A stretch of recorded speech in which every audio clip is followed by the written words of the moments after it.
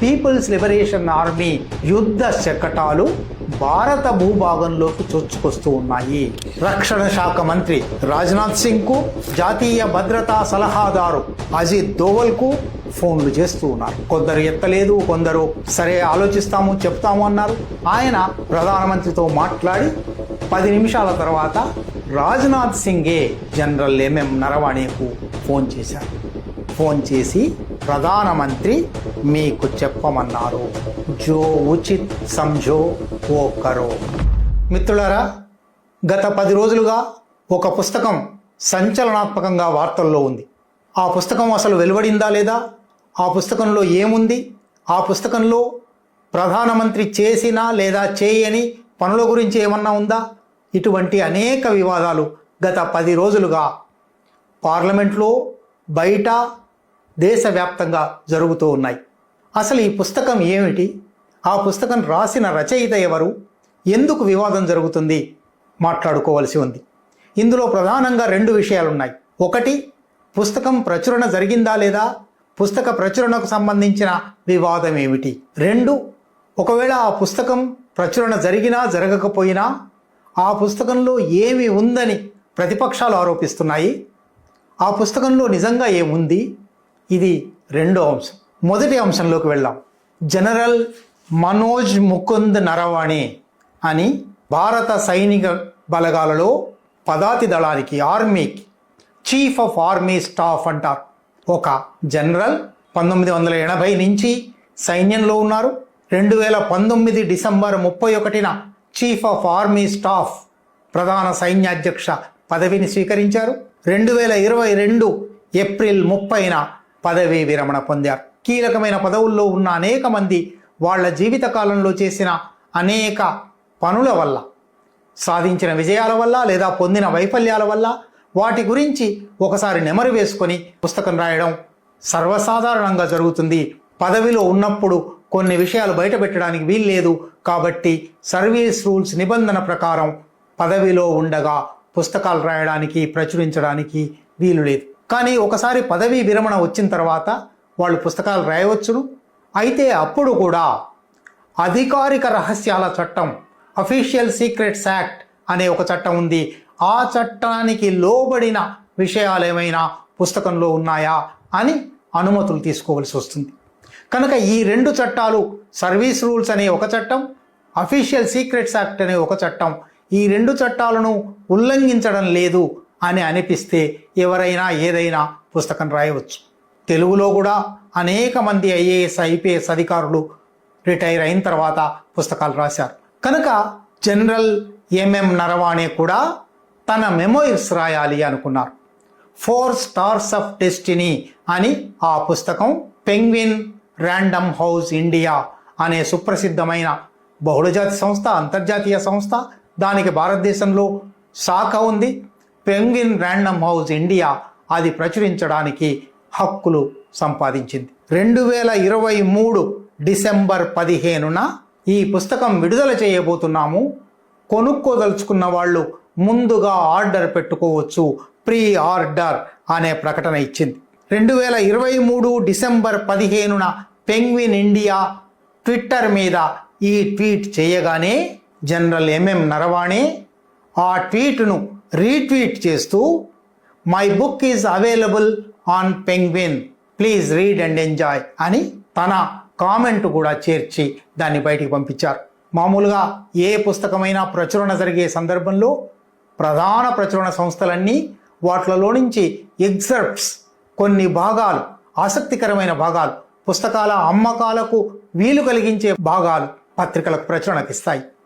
Press trust of India ఈ దేశంలోని ప్రధానమైన న్యూస్ ఏజెన్సీ కనుక ప్రెస్ ట్రస్ట్ ఆఫ్ ఇండియా ఈ పుస్తకంలో నుంచి జనరల్ ఎంఎం నరవాణే రాసిన మెమోయిర్స్, జ్ఞాపకాలు 4 స్టార్స్ ఆఫ్ డెస్టినీ నుంచి కొన్ని భాగాలను విడుదల చేసింది. ప్రెస్ ట్రస్ట్ ఆఫ్ ఇండియా విడుదల చేసిందంటే అన్ని పత్రికలకు అది వస్తుంది. 2023 డిసెంబర్లో, 2024 జనవరిలో Indian Express, Telegraph, Deccan Herald వంటి అనేక పత్రికలు ఆ భాగాలలో కొన్నిటిని ప్రచురించాయి. ఆ భాగాలలో ఒక అంశం భారత ప్రభుత్వానికి, భారత ప్రభుత్వ రక్షణ మంత్రిత్వ శాఖకు, రక్షణ శాఖ అధికారులకు ఇబ్బంది కలిగించింది. అప్పటి వరకు దీనికి అనుమతి అవసరమా లేదా అని ఆలోచించలేదు. పెంగ్విన్ ఇండియాకు నేను కూడా ఒక పుస్తక రచయితగా ఉన్నాను. నేను తమిళ రచయిత్రి మీనా కందస్వామి కలిసి వరవరరావు గారి కవిత్వం అనువదించి పెంగ్విన్ ఇండియా ద్వారా ప్రచురింపజేశాం. పెంగ్విన్ ఇండియాలో ఒక పుస్తకం ప్రచురణ కావాలంటే లోపలే ఒక లీగల్ విభాగం ఉంటుంది. ఆ లీగల్ విభాగం ప్రతి అక్షరాన్ని క్షుణ్ణంగా జాగ్రత్తగా చదివి ఈ పుస్తకం ప్రచురణకు అర్హమే, లేదా ఈ పుస్తకంలో ఫలానా పదం తీసేయాలి, ఫలానా వాక్యం తీసేయాలి, దీనివల్ల ఏవైనా లిటిగేషన్ రావచ్చు అనే అభ్యంతరాలు చెప్తుంది. ప్రచురణకర్తలు వెంటనే రచయితలను సంప్రదించి ఈ భాగాలు తీసేయాలా, ఈ భాగాలు తిరగరాయాలా అని అడుగుతారు. ఇది ఒక చాలా సుదీర్ఘకాలం పట్టే ప్రక్రియ. బహుశా జనరల్ ఎంఎం నరవణే పుస్తకం కూడా అటువంటి పెంగ్విన్ లీగల్ ప్రాసెస్ అంతా అయిపోయిన తర్వాతనే, ఎందుకంటే 2022 ఏప్రిల్లో ఆయన పదవీ విరమణ పొందారు. 2023 డిసెంబర్లో, అంటే దాదాపు ఏడాదిన్నర తర్వాత ఈ పుస్తకం ప్రచురించబోతున్నాము, ప్రీ ఆర్డర్ చేయండి అని పెంగ్విన్ ప్రకటించింది. అంటే లీగల్ అవరోధాలను కూడా దాటి ప్రచురణకు సిద్ధమైంది. ఇవాళ దేశవ్యాప్తంగా ఆ పుస్తకం PDF కాపీలు ప్రచారంలో ఉన్నాయి. ఆ ప్రచారంలో ఉన్న కాపీ మీద 2023 నవంబర్ 28 అని డేట్ ఉంది. అంటే పెంగ్విన్స్ PTI విడుదల చేయడానికి 15 రోజుల ముందే పుస్తకం తయారైపోయింది. పుస్తకం తయారైంది కనుకనే ఆ పుస్తకం కవర్ డిజైన్ తయారైంది. ఆ పుస్తకం బ్యాక్ కవర్ మీద 3 సైనికాధికారులు, 2 సైనిక వ్యవహారాల మీద రాసే జర్నలిస్టులు, శశి థరూర్ వంటి రచయిత వాళ్ళు రాసిన బ్లర్బులు కూడా వేశారు. అంటే పుస్తకం ప్రచురణకు సిద్ధమైపోయింది, ప్రెస్కు పోయింది. ప్రీ ప్రెస్ కాపీ అంటారు, ప్రీ ప్రెస్ కాపీ తయారైపోయింది. PTI వార్తను అనేక మంది రాసిన తర్వాత బహుశా భారత ప్రభుత్వం, రక్షణ మంత్రిత్వ శాఖ, సైనికాధికారులు ఇందులో అభ్యంతరకరమైనవి ఉన్నాయి కాబట్టి మళ్ళీ సమీక్షించాలి అని అనుకున్నారు. పెంగ్విన్స్లో సమీక్ష ప్రక్రియ అయిపోయి ఉంటుంది. ఆయన సైనికాధికారి కాబట్టి సైనిక ప్రక్రియ కూడా అయిపోయి ఉంటుంది. కానీ కొన్ని ఎగ్జర్ప్ట్స్ బయటపడిన తర్వాత మళ్ళీ ఒకసారి సమీక్షించడానికి పూనుకున్నారు. ఇది 2024లో ప్రారంభమైతే 2025, 2026 ఫిబ్రవరికి కూడా ఆ పుస్తకం బయటికి వచ్చిందా లేదా తెలియదు. ఆ పుస్తకం వెలువడిందా లేదా తెలియదు. ప్రచురణకర్తలు ఇప్పుడు అసలు ఆ పుస్తకం వెలువడనే లేదంటున్నారు. కానీ 2 సంవత్సరాల పాటు ప్రీ ఆర్డర్ తీసుకున్న తర్వాత, ప్రచురించబోతున్నాము, ప్రీ ఆర్డర్ చేయండి అని ప్రకటించిన తర్వాత, రచయిత కూడా నా పుస్తకం దొరుకుతున్నది అని ప్రకటించిన తర్వాత, ఇంతకన్నా ఇంకొక విచిత్రం కూడా ఉంది. ఈ రచయితే జనరల్ ఎంఎం నరవాణే తన అనుభవాల ఆధారంగానే ఒక నవల రాశారు. ఆ నవల పేరు ది కంటోన్మెంట్ కాన్స్పిరసీ. అది పెంగ్విన్ ఇండియానే ప్రచురించింది 17 మార్చ్ 2025. అంటే అంతకుముందు ఒక పుస్తకం సమీక్షలో ఉంది, ఆ పుస్తకం విడుదల అవుతుందో లేదో తెలియదు, ఆ పుస్తకం ప్రెస్కు పోయిందో లేదో తెలియదు. తర్వాత మరొక పుస్తకం కాంట్రాక్ట్ కుదిరింది, ఆ పుస్తకం ప్రాసెస్ అయిపోయింది, లీగల్ హర్డిల్స్ దాటింది, ఆ పుస్తకం విడుదల కూడా అయింది. ఇవాళ అది మార్కెట్లో ఉంది. ఇప్పుడు ఫిబ్రవరి 1వ తేదీన వెలువడే క్యారవాన్ పత్రికలో సుశాంత్ సింగ్ అనే జర్నలిస్టు ఈ పుస్తకాన్ని దగ్గర పెట్టుకొని ఆ పుస్తకంలో నుంచి ఉటంకింపులు చేసి, ఈ పుస్తకం ఆధారంగా Naravane's moment of truth, an army chief's unpublished memoir exposes how the Modi government spun the China border crisis అని ఒక పెద్ద వ్యాసం రాశాడు. ఇది ఫిబ్రవరి 1న మార్కెట్లోకి వచ్చింది. ఫిబ్రవరి 3న లోక్సభ ఆవరణలో ఈ క్యారవాన్ కాపీ పట్టుకొని ప్రతిపక్ష నేత రాహుల్ గాంధీ ఈ విషయంలో ప్రభుత్వ వైఖరి ఏమిటి, ప్రభుత్వ సమాధానం ఏమిటి అని ప్రశ్నించారు. ప్రచురణ కాని పుస్తకాన్ని ప్రదర్శించడానికి వీల్లేదు అని అభ్యంతరం తీసుకున్నారు. విషయం ఏమిటని అభ్యంతరం కాదు, విషయం సరైందా కాదా దాని మీద చర్చిద్దామని కాదు, అసలు విషయం ఎట్లా బయటకు వచ్చింది. మనం మామూలుగానే చూస్తూ ఉంటాం, నువ్వు ఈ తప్పు చేసావా అని ఎవరినైనా మీరు నిలదీస్తే తప్పు చేశాననో చెయ్యననో చెప్పరు. ఇది నీకు ఎట్లా తెలిసింది అంటారు. సరిగ్గా భారత పార్లమెంట్లో లోక్సభలో కూడా ఇదే చర్చ జరిగింది. ఇది ఎట్లా బయటికి వచ్చింది? ఆయన పుస్తకం కాదు, నేను క్యారవాన్ నుంచి మాట్లాడుతున్నాను అని ప్రతిపక్ష నేత అన్నారు. అప్పటి నుంచి వారం రోజుల పాటు ఈ గొడవ సాగుతూ ఉంది. ఆయన పుస్తకం కూడా ప్రదర్శించారు. ఇదిగో ఈ పుస్తకం వచ్చింది, ఈ పుస్తకంలో ఈ మాటలు ఉన్నాయి, దీనికి ఏమంటారు అన్నారు. వెంటనే ఫిబ్రవరి 9న పెంగ్విన్స్ ఒక ప్రకటన విడుదల చేసింది. మేము ఈ పుస్తకం ప్రచురించలేదు, ఈ పుస్తకంలో ఉన్నదని చెప్పి ఎవరైనా ఏదైనా ఉటంకిస్తే, దాన్ని చూపితే, దాని గురించి మాట్లాడితే ఇది కాపీరైట్ చట్టానికి ఉల్లంఘన అవుతుంది, అందువల్ల వాళ్ళ మీద ఆ నేరానికి చర్యలు తీసుకుంటాము. పుస్తకం విడుదల కాలేదు, ప్రచురణ కాలేదు అని ఒకవైపు అంటారు. ఆ పుస్తకాన్ని ఉటంకిస్తే, ప్రచురణ కాని పుస్తకాన్ని ఎవరైనా ఎట్లా ఉటంకిస్తారు? ఉటంకిస్తే వాళ్ళ మీద చర్య తీసుకుంటాము అంటారు. నిజానికి పుస్తకం పూర్తి స్థాయిలో మార్కెట్లోకి రాకముందే సమీక్షల కోసం పత్రికలకు పంపిస్తారు, సమీక్షల కోసం పెద్దలకు పంపిస్తారు. ఈ పుస్తకం మీదనే బ్యాక్ కవర్ మీద 5గురి అభిప్రాయాలు బ్లర్బ్స్ వేశారంటే ఆ 5గురికైనా కాపీలు అంది ఉంటాయి. కాపీ ఎంత బరువు ఉంది, ఎంత వెడల్పు ఉంది, ఎంత పొడవు ఉంది, ఎంత మందం ఉంది, ఎన్ని పేజీలు ఉంది, అన్నీ కూడా ప్రీ ఆర్డర్ దగ్గర పెంగ్విన్ సైట్ మీద ఉన్నాయి. అంటే పుస్తకం పూర్తిగా అచ్చు కావడానికి సిద్ధంగా ఉండడము, అచ్చు కావడము జరిగింది. ఇప్పుడు పెంగ్విన్ హఠాత్తుగా ఇది అచ్చు కాలేదు, ప్రచురణ కాలేదు అని అన్నది. పుస్తకం చూపెట్టగానే మర్నాడే మరొక ప్రకటన విడుదల చేశారు. ప్రీ ఆర్డర్ ప్రకటన ఇవ్వడం అంటే, పుస్తకం ప్రచురణకు తీసుకోవడం అంటే, పుస్తకం ప్రచురణ కావడం అంటే వేరువేరు అర్థాలు ఉన్నాయి. రిటైల్ మార్కెట్లో పుస్తకం అమ్మకానికి ఉన్నప్పుడు మాత్రమే ప్రచురణ అయిందనాలి అనే ఒక వివరణ ఇచ్చారు. ఈ సాంకేతిక వివరణల మాటున అసలు మనం మాట్లాడుకోవలసిన రెండో విషయం ఉంది. ఆ రెండో విషయం ఏమంటే, అసలు పుస్తకంలో ఏముంది? నిజానికి అది 400 పేజీల పైబడిన పుస్తకం. అందులో అనేక అధ్యాయాలు ఉన్నాయి. ఆయన బాల్యం గురించి, కౌమారం గురించి, ఆయన నేషనల్ డిఫెన్స్ అకాడమీలో విద్యార్థిగా ఉన్న రోజుల గురించి అనేక విషయాలు ఉన్నాయి. సైన్యంలో కూడా ఆయన వేరువేరు పదవుల్లో ఉన్నారు. వేరువేరు పదవుల్లో ఉన్నప్పుడు ఎక్కడెక్కడ ఏం జరిగింది, ఆయన అనుభవాలు, జ్ఞాపకాలు రాశారు.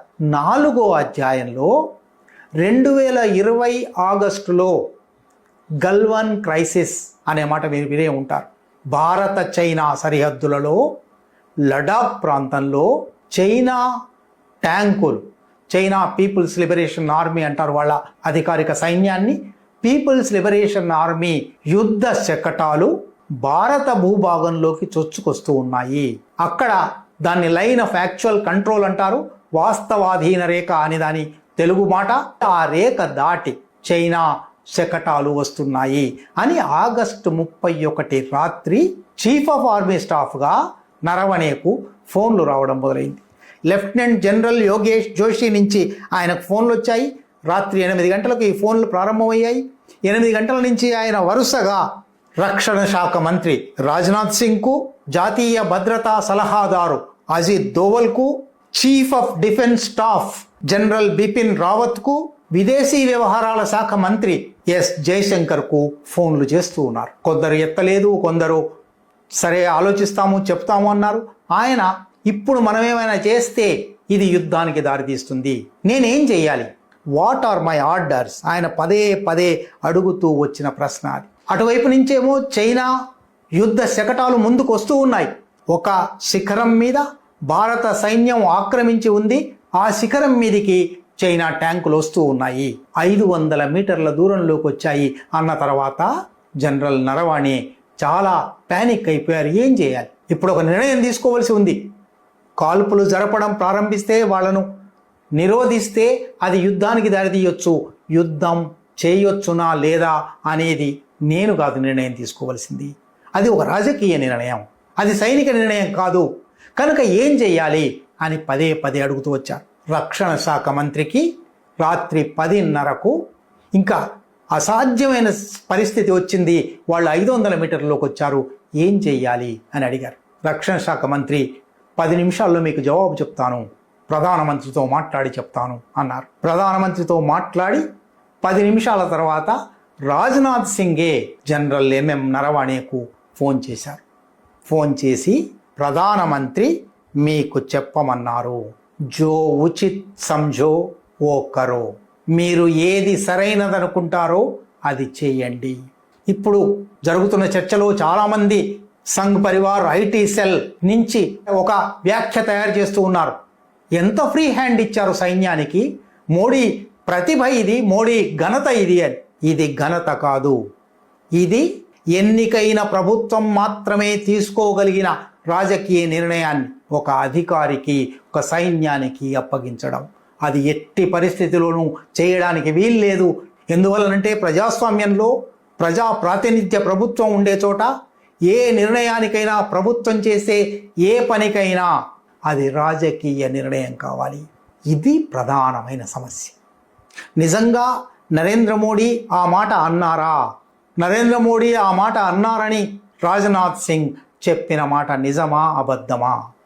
ఇది జరగవలసిన చర్చ. యుద్ధం లాంటి అతిపెద్ద రాజకీయ నిర్ణయం, దానివల్ల కొన్ని వందల కోట్లు, వేల కోట్ల రూపాయలు ఖర్చు అవుతాయి. దేశమే ఒక అత్యవసర స్థితిలోకి వెళ్తుంది. దేశంలో వనరులన్నీ యుద్ధానికి తరలించవలసి వస్తుంది. ఇంత పెద్ద వ్యవహారం అది. దీన్ని ఒక సైనికాధికారికి అప్పచెప్తారా? ఎన్నికైన ప్రభుత్వపు ప్రధాన అధినేత నిర్ణయం తీసుకుంటారా? ఇది చర్చ. నిజానికి ఈ చర్చ జరగవలసిన సందర్భంలో ఈ పుస్తకంలో ఆయన రాశాడా లేదా అని చర్చ జరగవచ్చు. కానీ పుస్తకంలో ఇప్పటికే దొరుకుతున్న PDF కాపీలలో దేశవ్యాప్తంగా ఈ కాపీలు దొరుకుతున్నాయి. ఇది ప్రపంచవ్యాప్తంగా కూడా అమ్మకానికి పెట్టారు. ఎందుకంటే భారతదేశం వంటి ఒక ముఖ్యమైన దేశపు ప్రధాన సైనికాధికారి రాసిన జ్ఞాపకాలు చదవడానికి అనేక మందికి ఆసక్తి ఉంటుంది. ఇవాళ ఈ వివాదం ద్వారా మామూలుగా ఆసక్తి ఉండని వారికి కూడా ఆసక్తి కలిగే పరిస్థితి వచ్చింది. పుస్తకం మీద వివాదం కన్నా పుస్తకంలో ఈ ఉన్న మాట నిజమా కాదా అనేది భారతదేశం చర్చించవలసి ఉంది.